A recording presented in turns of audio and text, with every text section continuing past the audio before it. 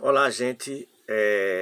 Estou hoje aqui com um novo vídeo para o canal Os Sentidos Ocultos das Palavras e gostaria de me referir hoje às metonímias do corpo humano. Eu tenho tratado das metáforas no corpo, mas hoje eu quero trazer referência mais específica à metonímia, porque essas duas formas de construção da linguagem são muito ricas na criação de novas palavras, tanto no passado como no presente. Então, já falei muito da metáfora e gostaria de destacar hoje a metonímia.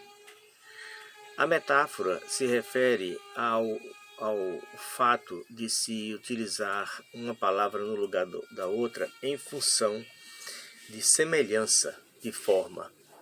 Lembra que eu falei de pote de barro semelhante à testa, né? Nitidamente uma metáfora. No caso da metonímia, nós temos uma contiguidade, uma proximidade, ou seja, as coisas estão localizadas numa determinada... as coisas são identificadas, desculpe, por alguma relação que não é de semelhança, de substituição por semelhança, mas de algo que está na proximidade da coisa, ou relacionado a ela. Por exemplo, ao invés de dizer eu leio o livro tal de Machado de Assis, eu digo eu leio Machado de Assis. Então, há uma proximidade, né, entre o autor e o nome da sua obra. Então, essa é a metonímia. Eu queria destacar no corpo humano algumas formas que são nitidamente metonímias, mas você não vai encontrar em manuais acadêmicos, escolares, que falem da figura da metonímia. Normalmente, esses manuais enfatizam textos literários, criatividade na literatura, etc. Mas não dão conta, né, de metonímias desse tipo que eu quero destacar. Então, veja, há nomes no corpo que não são identificados com o seu nome específico, mas são identificados pela localização da parte do corpo em que se encontram. Primeiro que eu queria destacar é a sobrancelha. Veja, normalmente essas metonímias têm uma preposição no início, porque indica a localização na parte do corpo. Então, sobrancelha quer dizer sobre os cílios. Cílio era uma forma antiga, para cília, celha, era uma forma antiga porque era um plural.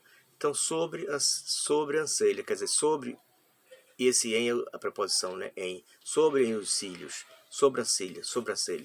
Então, não se diz o nome da parte do corpo, se diz a localização em que ela se encontra em relação aos cílios. Então, é um caso típico e característico de metonímia. Eu queria ainda destacar a hipófise. Todo mundo sabe, a hipófise é uma glândula que cresce na parte inferior do cérebro, né? Então, não tem um nome específico, porque hipo significa que cresce embaixo, que cresce na parte inferior do cérebro.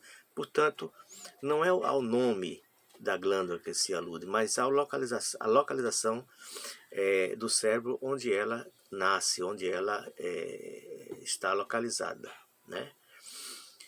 A outra forma que eu queria destacar é pescoço. Na palavra pescoço, o início da palavra, a primeira sílaba, pés, não é pés, é pós, que significa depois. Pescoço significa como se fosse depois do pescoço. Desculpa, depois da cabeça, da parte posterior da cabeça. Essa parte anterior, essa forma coço, é uma forma antiga que talvez tivesse a ver com cachaço, que ainda hoje se usa para essa parte posterior da cabeça. E aí, naturalmente, a palavra pescoço significava pós-coço, quer dizer, depois dessa parte, e que substitui naturalmente a palavra colo, né? Porque colo seria a palavra normal para pescoço, como temos em colar, né? Que segue o corpo, e segue o colo, né? O colar, o pescoço. Então, temos um caso aí também de referência à localização, não é? Dessa parte do corpo. Eu gostaria ainda de falar do antebraço. Olha, já se vê claramente, antes significa antes de, quer dizer, antebraço, antes do braço. Então não tem um nome específico, mas tem a localização onde esta parte do corpo se encontra, quer dizer, antes do braço. Então seria o antebraço. De novo, é um caso típico. Um outro que eu gosto de destacar é a hipoderme. De novo, como em hipófise, hipo significa abaixo, né? Por exemplo, hipo, você tem hipertensão, tensão alterada, e hipotensão, tensão baixa, né? Hipo significa que está embaixo. Então, derme significa pele, não é? Todo mundo sabe.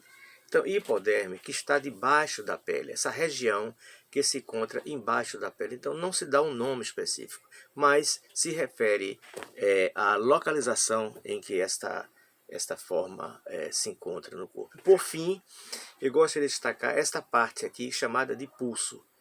Veja, o pulso é o pulsar do coração que é sentido e refletido aqui.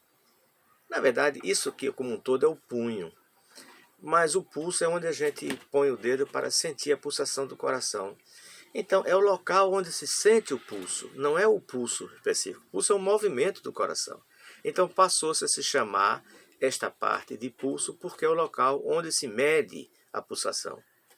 Então, é um caso bem específico, né? Também que resultou numa metonímia. É tanto que hoje se usa pulseira, por exemplo, para indicar a localização onde se coloca esse objeto esse objeto de embelezamento, né? Se coloca nessa região, a pulseira. Ela envolve o pulso, né? Que na verdade é parte do punho, digamos assim. Então, são casos nítidos, não tenha dúvida, de metonímia, ou seja, estratégia de se definir o nome da coisa, não pelo nome dela em si, mas pela localização em que ela se encontra. Obrigado.